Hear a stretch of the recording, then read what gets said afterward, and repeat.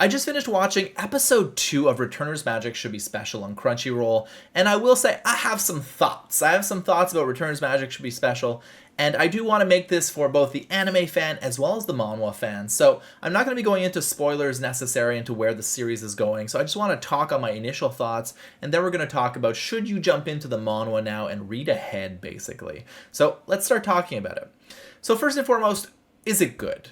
I think when it comes to the storytelling, the characters, the voice acting, everything is top tier. I really, really enjoy so far just the seriousness that Desir has when he sees Romantica at the end of episode 1. The spoilers for episode 1 and 2.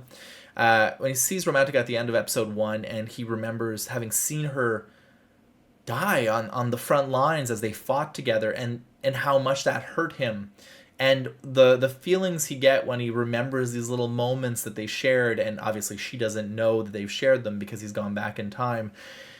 They're perfection, and the voice acting for me works so well. I think the series is going to be fantastic for that. However, who gave this thing the budget of a 90s anime? If this thing popped up on the anime I downloaded in the 90s on Kaza or Emule or something like that, I would not have been shocked, because artistically it looks terrible. The quality of the art is terrible, which is funny because Returner's Magic Should Be Special looks a little odd. It doesn't look great itself, and they've imitated the art for sure. They've kept its style, but they didn't have to. They could have made it look pretty instead.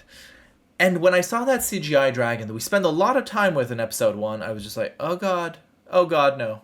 Not the CGI dragon. Because we are going to see other creatures from the Dark World in the series.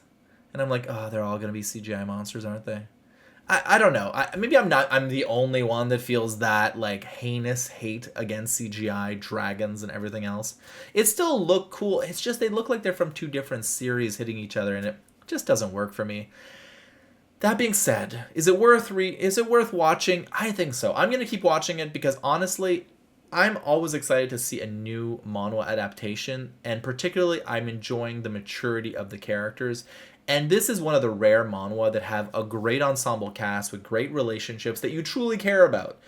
And there aren't too many of them to kind of lose track of, and so for that reason, I'm hyped to read it.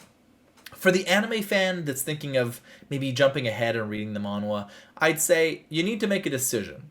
Because if you read ahead in the manhwa, you are not going to want to go back to this anime. It does not look good enough, unfortunately. For a manhwa fan that's been reading it long enough, and like the beginning is still like a long while back, there's something to gain from rewatching the anime, because like, oh yeah, I really like that little part in the series.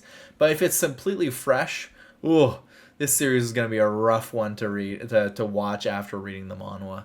So what I will say is, at the end of the season, because you never know if these things are going to get season 2s or 3s or 4s, there are a fair bit of chapters to read of Returner's Magic Should Be Special. Then jump into it. It's absolutely worth it. It's a phenomenal manhwa that will really truly get you excited for it. The only thing is, like, there's some crazy moments later on that I would have loved to have seen with brilliant visuals, but unfortunately, I've seen what the anime looks like. We're not getting that. So it's okay. It is what it is. What's really awesome about this series is seeing Desir and finding how he's going to solve certain situation from a magical perspective. Because his ability is a little different, as you can see in episode 2, and makes things really interesting in how he solves problems. Because he's not the guy that's going to pull out the super high level magic normally. He's just got to find interesting ways to solve things, and he's brilliant. Like you saw that thing in episode 2 where he reduces the friction to 0, creates an explosion behind him. That's the kind of clever stuff you want to see in a series like this, and it makes things a lot more interesting than I strong hit. So yeah, if you are enjoying this anime, I'm curious to see what your thoughts are. In regards to anime adaptations in general, though, I do want to comment, I'm still excited for Soul Leveling coming next year. So far, we've gotten more and more and more of these manhwa getting adapted into anime. We are getting some live action stuff as well on Netflix once in a while, and I will say that they're hit or miss most of the time. So if Returns Magic Should Be Special is serviceable and pretty good for me, that's a great first thing to look at. And for those of you that are from the anime world that don't know what manhwa is, check out more stuff on my channel. This is the Korean version of manga that exists out there. It is colored. longer chapters and better release schedules. So check it out on my channel right now.